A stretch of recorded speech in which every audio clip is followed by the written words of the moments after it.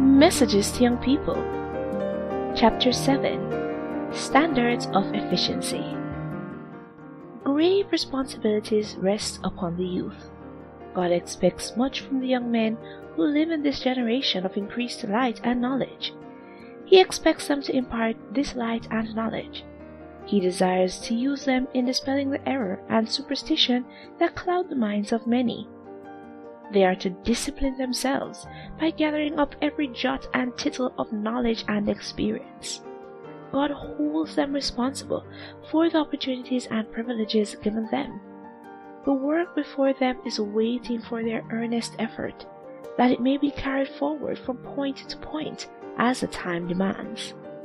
If the youth will consecrate their minds and hearts to God's service, they will reach a high standard of efficiency and usefulness. This is the standard that the Lord expects the youth to attain. To do less than this is to refuse to make the most of God-given opportunities. This will be looked upon as treason against God, a failure to work for the good of humanity. Those who strive to become laborers for God, who seek earnestly to acquire in order to impart, will constantly receive light from God, that they may be channels of communication. If, like Daniel, young men and young women will bring all their habits, appetites, and passions into conformity to the requirements of God, they will qualify themselves for higher work. They should put from their minds all that is cheap and frivolous. Nonsense and amusement-loving propensities should be discarded as out of place in the life and experience of those who are living by faith in the Son of God, eating His flesh and drinking His blood.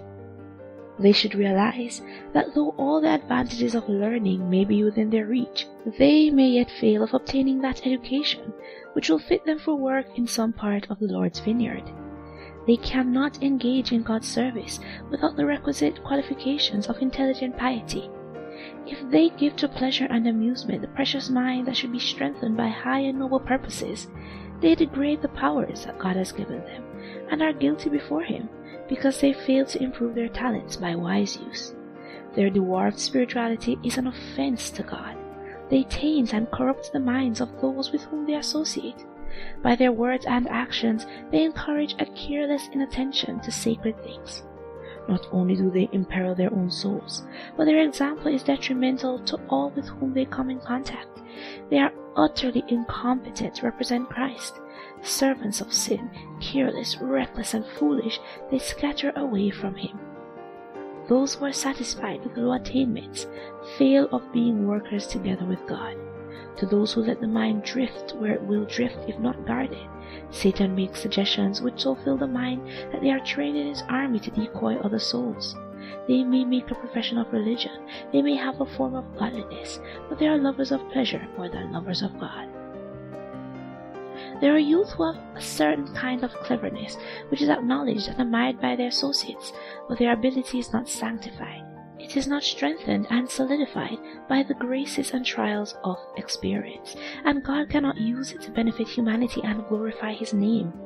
Under the guise of godliness, their powers are being used to erect false standards, and the unconverted look to them as an excuse for their wrong course of action. Satan leads them to amuse their associates by their nonsense, so-called wit. Everything that they undertake is cheapening, for they are under the control of the tempter who directs and fashions their characters that they may do his work. They have ability, but it is untrained. They have capacity, but it is unimproved. Talents have been given them, but they misuse and degrade them by folly and drag others down to their low level. Christ paid the ransom for their souls by self-denial, self-sacrifice, humiliation, by the shame and reproach He endured. This He did that He might rescue them from the bondage of sin, from the slavery of a master who cares for them only as he can use them to ruin souls. But they make the love of the Redeemer in their behalf of no avail to them, and He looks with sadness on their work. Such youth meet with eternal loss. How will their fun and frolic appear to them in the day when every man shall receive from the Judge of all the earth according to the deeds done in the body? They have brought to the foundation wood, hay, and stubble, and all their life work will perish. What a loss! Oh, how much better is the condition of those who act their part in God's service, looking to Jesus for his approval, writing daily in their account book their mistake, their errors, their sorrow, the victory they have gained over temptation, their joy and peace in Christ. Such youth will not have to meet their life record with shame and dismay. Our confession of his faithfulness is heaven's chosen agency for revealing Christ to the world. We are to acknowledge his grace as made known through the holy men of old, but that which will be most effectual is a testimony of our own experience. We are witnesses for God as we reveal in ourselves the working of a power that is divine. Every individual has a life distinct from all others, and an experience differing essentially from theirs. God desires that our praise shall ascend to him, marked with our own individuality.